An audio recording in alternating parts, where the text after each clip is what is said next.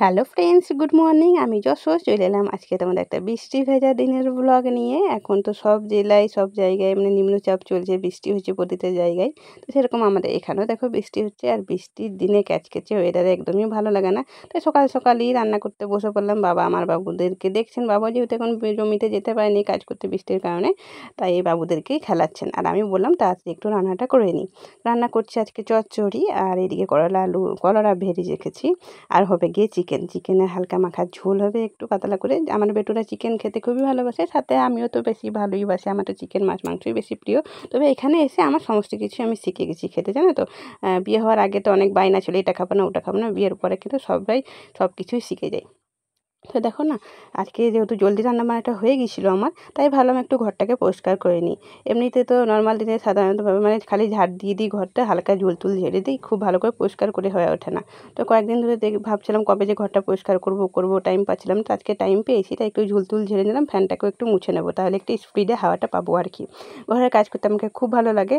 আর মানে সংসারই যেহেতু হয়েছে, তো সংসারের সমস্ত কাজ মানে করতেই হবে। এটা করবো না ওইটা করবো না, বা কেউ আমাকে অন্য দিক থেকে শেখাবে, এটা করিস না তুই, ওইটা করিস না, সেরকম নির্দেশ আমাকে কেউ দেয় না।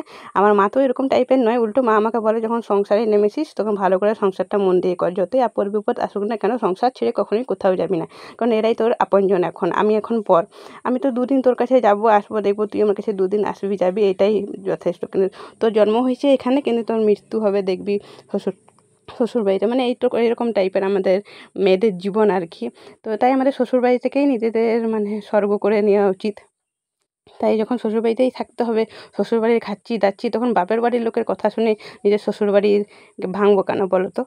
তো দেখো না, সমস্ত কাজই করে তুলি, ছোটো বাচ্চা দুটোকে নিয়ে মানে বাচ্চাও সামলাচ্ছি, সংসার সামলাচ্ছি, সবই করছি।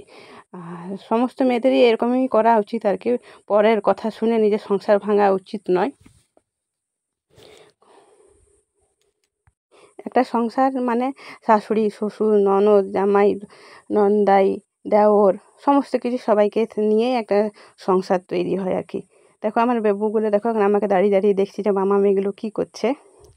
তো আমার সমস্ত কিছু কমপ্লিট হয়ে গেল। তো এখন আমি দেখো স্নান করে একটু চুল খুলে বসেছি, মাথায় শ্যাম্পু করলাম, শ্যাম্পু করে একটু চুল আঁচড়ে বসেছি ফ্যানের তলায় যে একটু চুলগুলো শোকাবো বলে। আর বাবুগুলো আমার যা দুষ্টুমি করে আমার সাথে গো, কিছু বলার নেই। আমাকে একটু শুতেও দেয় না, বসতে দেয় না।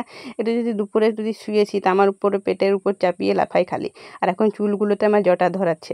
এগুলো নিয়ে তারা খেলে, তারাই বা কী করবে বলো তো। বৃষ্টির দিনে তারাও বাইরে বেরোতে পারছে না, ঘরের মধ্যেই তাদেরকে আমি আটকে রেখেছি দেখো, দরজা বন্ধ করে। আর বড় বিটু সবসময় বাইরে বেরোনোর চেষ্টা, আর বাইরে বেরিয়ে মানে বাইরে বৃষ্টির দিকে হাত বাড়িয়ে রাখবে।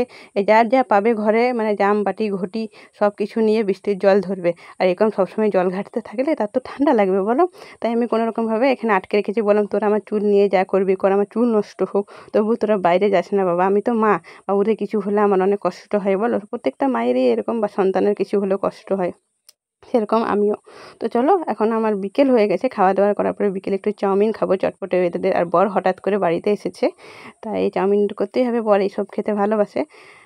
তো চাউমিন করবে একটু বরবটি আর আলু দিয়ে আর ডিম দিয়ে। শুধু আমাদের খাইয়ে তো হবে না, বাবুদের জন্য একটু সন্দেশ করে দিয়েছেন মামুনি। আমাদের যেহেতু গরু আছে, গরুতে দুধ দেয়, তাই মামুনি গরুর দুধের একদম সন্দেশ বানিয়ে দিয়েছেন দেখো বাবুদের জন্য। কি গো, থকে গিয়েছ? বেড়ে বড় করে এসে থকে গিয়েছ? জল খাচ্ছ? কার সাথে বেড়ে বড়ে গেছিলে? পাপার সাথে? কই পাপা কই? দেখাও পাপা কই, দেখাও। পা দিয়ে দেখাতে হয়? হ্যাঁ, আঙুল দিয়ে দেখাও, দেখাও। পাপা এসছে, হঠাৎ করে পাপা চলে এসছে। খুশি? খুশি হয়েছ? জুতোগুলো খুলে দিক পাপা। হ্যাঁ, পাপাকে বলো খুলে দাও।